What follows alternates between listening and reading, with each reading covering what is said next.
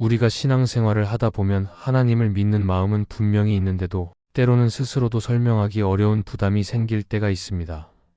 말씀을 듣고 은혜를 받았다고 느끼는데도 금방 흔들리고 옳은 줄 알면서도 마음이 따라가지 않을 때가 있습니다. 이런 순간은 신앙이 부족해서가 아니라 우리가 알고 있는 신앙의 모습과 실제로 살아내는 신앙 사이에 오해가 자리 잡고 있기 때문일 때가 많습니다. 그래서 신앙을 어렵게 만드는 잘못된 생각들을 다시 점검하는 것이 필요하고 하나님께서 원하시는 건강한 믿음으로 돌아가는 시간이 중요합니다.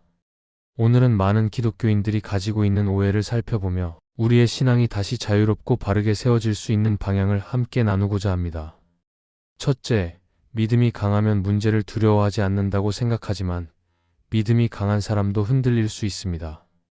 신앙을 오래 지켜온 사람도 예상하지 못한 상황 앞에서는 마음이 불안해질 수 있고 믿음이 깊다고 생각했던 사람도 갑작스러운 변화 앞에서는 흔들릴 수 있습니다. 그래서 믿음이 강한 사람은 두려움을 전혀 느끼지 않는다는 생각은 사실과 다르고 오히려 하나님을 신뢰하는 사람일수록 자신의 연약함을 솔직하게 인정하며 하나님께 더 가까이 가려고 합니다. 하나님은 우리의 두려움을 정죄하지 않으시고 그 마음을 품어주시기 때문에 흔들림을 숨기려고 애쓸 필요가 없고 그 자리에서 하나님을 바라보는 것이 신앙의 자연스러운 모습입니다. 성경에서도 베드로는 폭풍 속에서 예수님을 바라보며 물 위를 걸었지만 바람을 보는 순간 흔들렸고 결국 두려움에 빠졌습니다. 그러나 예수님은 그를 책망하기보다 즉시 손을 내밀어 붙들어 주셨고 그의 흔들림을 통해 믿음이 더 깊어지는 길을 열어주셨습니다. 이 모습은 믿음이 강한 사람도 흔들릴 수 있지만 하나님은 그 흔들림 속에서도 붙들어 주시는 분이라는 사실을 분명하게 보여줍니다. 그래서 우리가 두려움을 느낄 때 스스로를 비난하기보다 하나님께 가까이 나아가며 마음을 내려놓는 것이 중요합니다. 흔들리는 순간이 신앙의 실패가 아니라 하나님을 더 깊이 의지하게 되는 과정이 될 수 있기 때문입니다. 하나님은 우리의 흔들림을 통해 마음의 방향을 다시 잡게 하시고 그 자리에서 새로운 힘을 주십니다. 이렇게 하나님을 바라보며 걸어갈 때 믿음은 완벽함에서 자라는 것이 아니라 흔들림을 통해 하나님을 더욱 신뢰하게 되는 자리에서 자라게 됩니다. 둘째, 회개는 잘못을 떠올리는 일이라 생각하지만 회복으로 나아가는 첫걸음입니다. 우리는 회개라고 하면 먼저 자신의 잘못을 떠올리고 그것을 인정해야 한다고 생각하지만 성경이 말하는 회개는 단순히 과거의 실수를 떠올리는 과정에서 머무르지 않습니다. 하나님께서는 우리의 잘못을 드러내기 위해 회개를 요구하시는 것이 아니라 마음을 돌이켜 다시 살아나도록 이끄시기 때문에 회개는 고통을 되새기는 시간이 아니라 회복을 시작하는 자리입니다. 그래서 회개는 두려운 시간이 아니라 하나님께 가까이 가는 순간이며 마음이 무너진 자리에서 다시 일어날 수 있게 하는 은혜의 발걸음입니다. 그러나 많은 성도들이 회개를 떠올릴 때마다 죄책감부터 느끼기 때문에 하나님 앞에 서는 것이 부담스러워지고 과거를 계속 반복해서 생각하는 것이 회개의 핵심이라고 오해하기도 합니다. 이렇게 되면 회개는 점점 더 무거운 의무처럼 느껴지고 마음은 더 움츠러들 수 있습니다.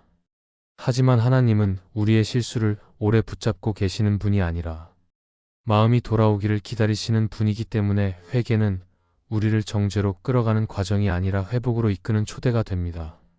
마음을 돌이키는 순간 하나님께서는 즉시 손을 내밀어 주시고 그 자리에 다시 서도록 새로운 길을 열어주십니다.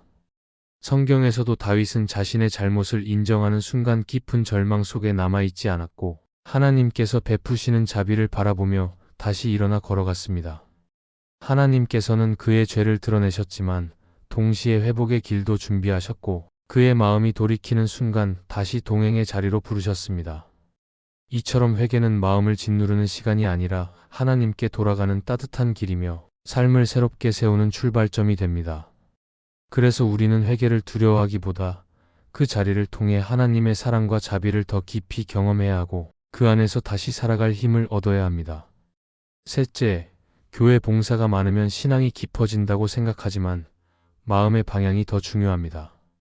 신앙생활을 하다 보면 봉사를 많이 하는 사람이 신앙이 더 성숙해 보이고 여러 사역에 참여하는 사람이 더 헌신적인 사람처럼 느껴질 때가 있습니다. 그래서 봉사와 섬김의 양이 신앙의 깊이를 결정한다고 생각하기 쉽지만 하나님께서는 우리의 손보다 마음을 먼저 보시기 때문에 봉사의 양이 많다고 해서 신앙이 반드시 깊어지는 것은 아닙니다.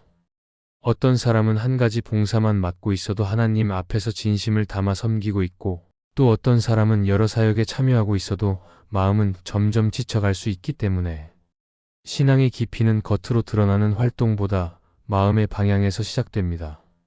봉사를 많이 할수록 신앙이 자란다고 생각하면 어느 순간부터는 하나님을 위해 일하는 것이 아니라 일을 해내기 위해 믿음을 사용하는 것처럼 느껴질 때가 있습니다. 그러면 봉사는 기쁨이 아니라 책임과 부담으로 바뀌고 마음은 점점 무거워질 수 있습니다. 하나님께서는 우리가 억지로 봉사하기를 원하시지 않고 마음에서 우러나는 사랑으로 섬기기를 바라시기 때문에 봉사는 우리의 신앙을 확인하는 기준이 아니라 하나님을 어떻게 바라보고 있는지 보여주는 길이 됩니다. 그래서 봉사를 많이 한다고 신앙이 자동으로 깊어지지 않고 마음이 먼저 하나님께 향할 때 그 봉사가 비로소 생명력을 갖게 됩니다. 성경에서도 마르다는 많은 일을 준비하느라 분주했지만 예수님은 오히려 예수님의 발 앞에서 말씀을 듣고 있던 마리아를 칭찬하셨습니다. 이는 봉사가 중요하지 않다는 뜻이 아니라 봉사의 중심이 하나님을 향해 있어야 한다는 것을 보여주는 장면이고, 마음이 먼저 자리 잡을 때 손으로 하는 섬김도 건강하게 유지된다는 의미입니다. 그래서 하나님께서 원하시는 신앙은 많은 일을 하는 모습보다 하나님을 바라보는 마음이 흔들리지 않는 신앙이고, 그 마음이 바로 서 있을 때 모든 섬김은 자연스럽게 열매가 됩니다. 결국 봉사는 신앙의 결과이지 조건이 아니기 때문에 우리는 봉사를 통해 하나님께 가까이 가는 것이지 봉사로 신앙을 증명하려고 할 필요는 없습니다. 그렇게 마음의 방향이 바르게 세워질 때 우리의 섬김은 지치지 않고 하나님을 기쁘게 하는 길이 되고, 신앙은 부담이 아니라 기쁨으로 자라가게 됩니다. 이 말씀이 마음의 은혜가 되셨다면 좋아요와 구독으로 함께 해주시기 바랍니다.